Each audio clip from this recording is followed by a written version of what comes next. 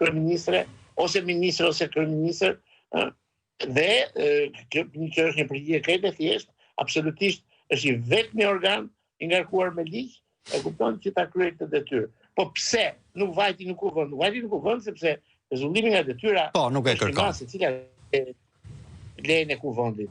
Tashmë treguar muskujt, Rama dhe shtuar këtu intimidimin e dëshmitares, por edhe kthimi në detyrë, sepse kthimi i Belinda Ballukut në detyrë nuk është vetëm thjesht një vendim formal juridik, a kërcënimi që i bën ky pushtet mafioz të gjithë shoqërisë shqiptare, të gjithë gjykatave të çdo niveli, që ju mund të merreni me gjithçka, përveç bunkerit qeveritar, i cili duhet blinduar deri tek edhe oficerët e BG-s, që duhet të dorëzonin armët, nuk po i hyj procedurës lejohet apo s'lejohet, por nuk kish pse ilustroi një ditë më pas vendimit të gjykatës kushtetuese për rikthimin në punë të Belinda Ballukut, të ilustroi me rastin e çarmatosjes së BG-s në e kryeministrit. E kuptoni ju këtë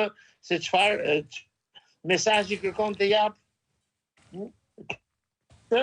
Pra, këtu është një tek i cili nuk mund të ndërhyej.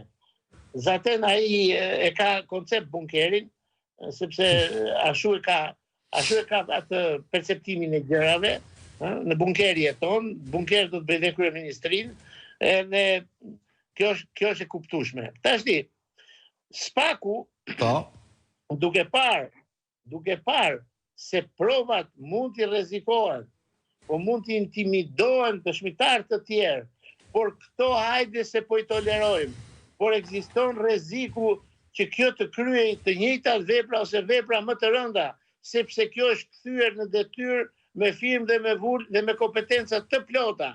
Dhe kjo siç e provoi ky rast dhe siç janë të gjitha aferat që është marrë kjo zonë kryeministre, kjo nuk di të bëj gjë tjetër përveç se kësaj.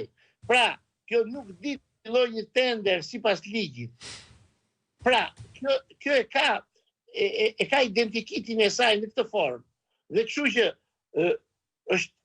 është e pa imagjinueshme kjo histori, sepse edhe nëse se kupton ajo, duhet t'i thot ky tjetri, ose 2-3 të tjerë, t'i thonë rendal, sepse kjo e rëndon për nesër pozitën e saj.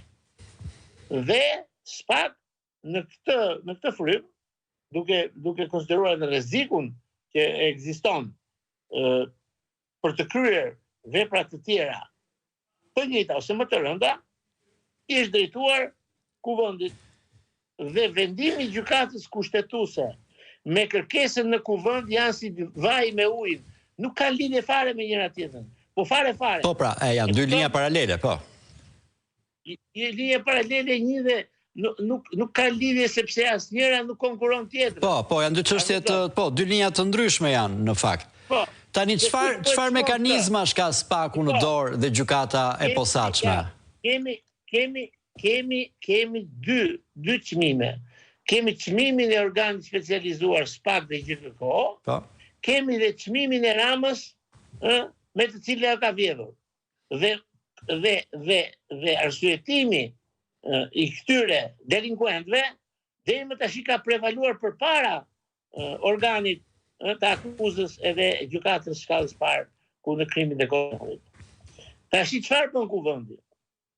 Kuvendi e ka shtyr, e kupton, pa dhënë datë. Po. Kjo është një çudi e madhe. Ka marrë kohë. Pse s'ka dhënë datë?